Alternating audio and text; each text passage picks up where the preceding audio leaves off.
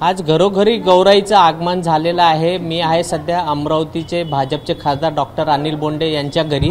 यांच्या घरी सुद्धा गौराईचं मोठ्या भक्तिमय वातावरणामध्ये हर्ष उल्हासामध्ये गौरीचं आगमन झालेलं आहे। सध्या प्राणप्रतिष्ठा सुरू आहे। आपल्यासोबत बोंडे मॅडम यांच्या पत्नी डॉक्टर वसुधा बोंडे, आपण त्यांच्याशी बोलूया। झाली का गौराईचं आगमन?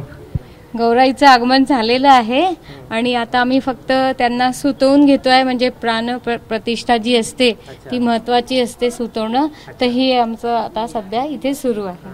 उद्या काय काय राहणार आहे? उद्या गौरीला म्हणजे पूजा करायची आणि जेवण आहे सायंकाळी आमच्या इथे मोठ्या प्रमाणात नैवेद्य दिला जातो। नंतर मग परवा विसर्जन सायंकाळी। आपल्यासोबत डॉक्टर अनिल बोंडे, आपण त्यांच्याशी बोलूया। काय सांगा, किती वर्षापासून तुमच्या इथे गौरी बसते आणि कसं वातावरण राहते 3 दिवस? म्हणजे कमीत कमी 45 वर्षापासून मी पाहतोय आणि गौराईला आवाहन केलं जातं। आज आगमन झालं, त्यांची प्राणप्रतिष्ठा झाली आणि उद्या जेवण राहणार आहे, म्हणजे महाप्रसाद राहणार आहे। 16 भाज्या 16 नैवेद्य असं पंचपक्वानाचं जेवण गौराईला दिलं जातं आणि परवा विसर्जन होतं।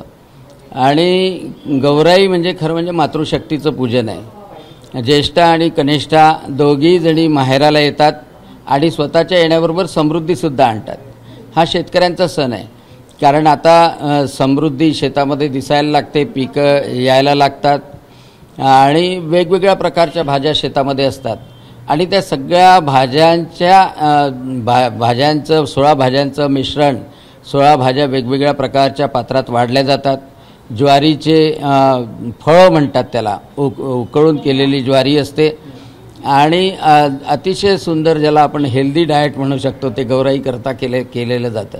आणि सर्वात महत्त्वाची गोष्ट की सर्व स्त्री शक्तीचा, मातृशक्तीचा सन्मान हा केला जातो आणि समृद्धीशी त्यांना जोडलं जातं।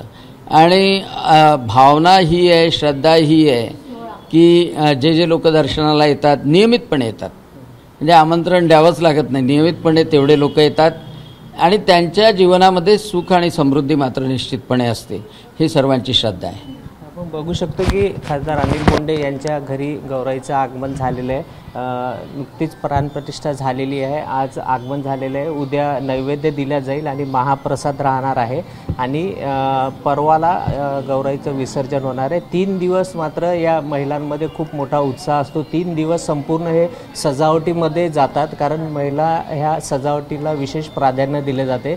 आणि अनिल बोंडे यांच्या घरी सुद्धा त्यांच्या ज्या दोघी बहिणी आहेत त्या सुद्धा आलेल्या आहे।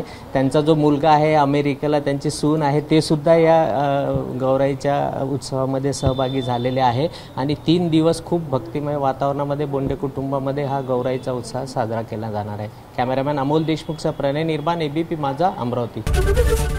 एबीपी माझा, उघडा डोळे बघा नीट।